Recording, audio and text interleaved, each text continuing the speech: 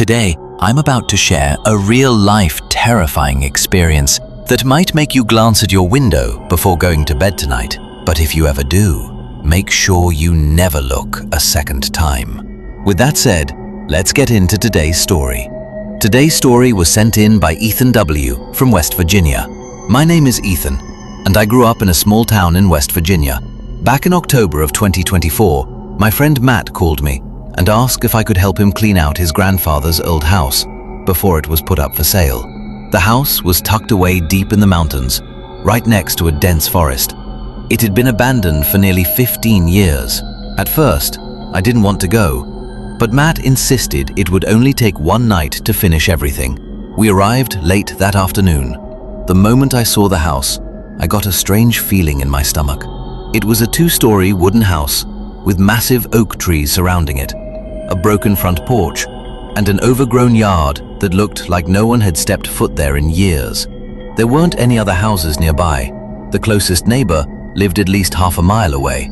As soon as I stepped out of the truck, I noticed something that didn't feel right. The woods were completely silent.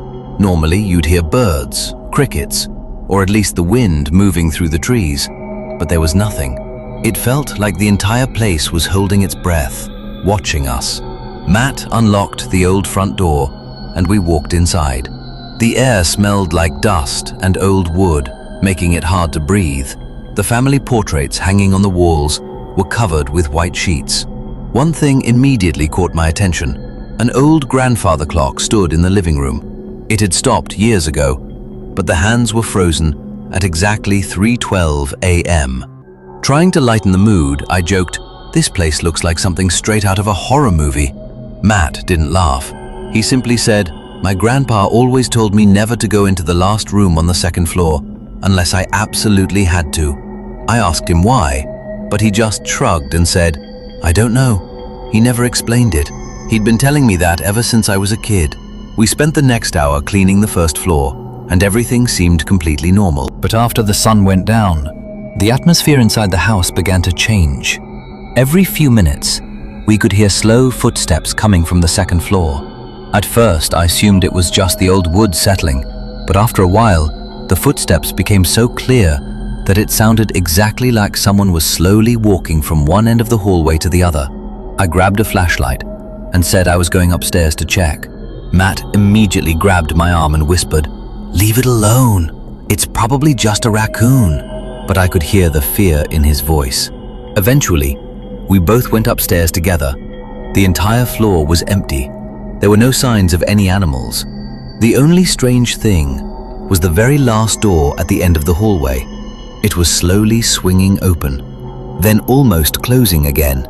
Every window upstairs was shut tight, and there wasn't even a breeze. Yet somehow, the door kept moving, as if someone inside was gently pushing it. Matt quietly said, "I know I closed that door before we went downstairs." I slowly walked toward it, reached for the handle, and pushed it all the way open. The moment I looked down, my stomach dropped.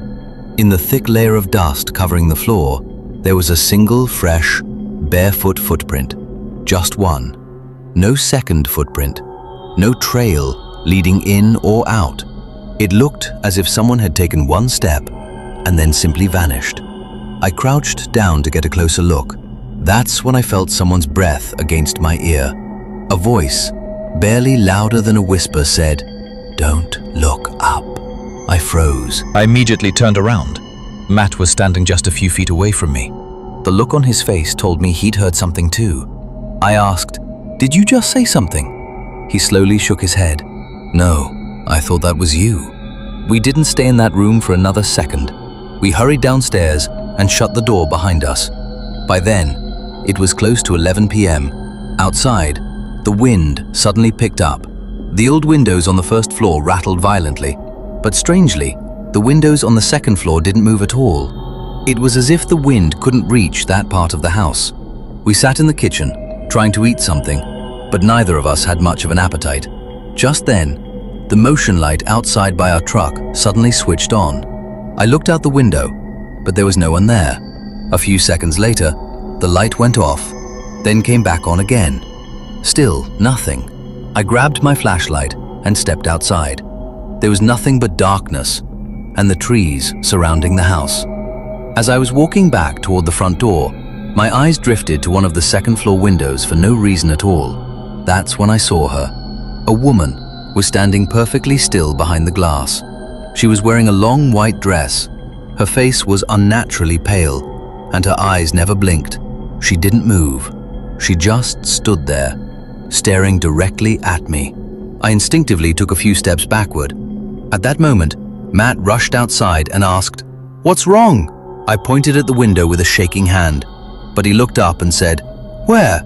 There's nobody there." I looked again. The window was empty.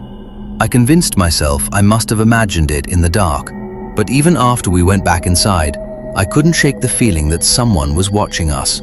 Around 2 a.m., we fell asleep in the living room. I don't know how long I'd been asleep when I was suddenly awakened by the sound of slow footsteps on the wooden staircase. The footsteps were coming down from the second floor. 1, 2, 3. Every single step echoed through the house. I sat up and saw Matt was awake too. We both stared at the staircase. There was no one there. The footsteps stopped on the very last step, and then everything went silent. A few seconds later, 3 knocks echoed from the front door. Knock, knock, knock. It was after 2 in the morning, in the middle of the woods. There was no reason anyone should have been there. We didn't open the door. About 5 minutes later, the same 3 knocks came again. This time, an elderly woman's voice came from the other side of the door. "Please, open the door. I'm freezing." My entire body went cold because I could clearly see through the window beside the door. There was nobody standing outside. I could hear the voice, but there was no person there. Matt leaned toward me and whispered, "Keep your eyes down. Don't open the door." We sat there in complete silence, barely breathing. After a while, all the sounds stopped. As soon as the sun came up, we grabbed our things, got into the truck, and left without saying a word. Just before we pulled away, I looked one last time at the window on the second floor. The woman was standing there again, but this time, she wasn't alone. Someone was standing beside her. A few seconds later, I realized who it was. It was me. The same face, the same clothes, the same posture. It was standing beside her, staring directly back at me through the window. I screamed and told Matt to drive. Later that day, Matt's grandfather told us that many years earlier, his sister had lost her mind and taken her own life in that very room. Before she died, she used to tell everyone, "If you look at me, I'll take your face." Ever since that night, I've never left my bedroom curtains completely open. Sometimes, when I catch my reflection in the window at night, it doesn't feel like it's really me. It moves a second too late. It smiles a little longer than I do. And sometimes, after I've already walked away, it's still standing there, staring back at me. And that's the end of the story. If you enjoyed this story, don't forget to leave a like, subscribe to the channel, and turn on notifications so you never miss another terrifying story. If you've experienced anything strange or unexplained yourself, feel free to share it in the comments or send it to us by email. Maybe your story will be featured in a future video. Thanks for watching, and I'll see you in the next one.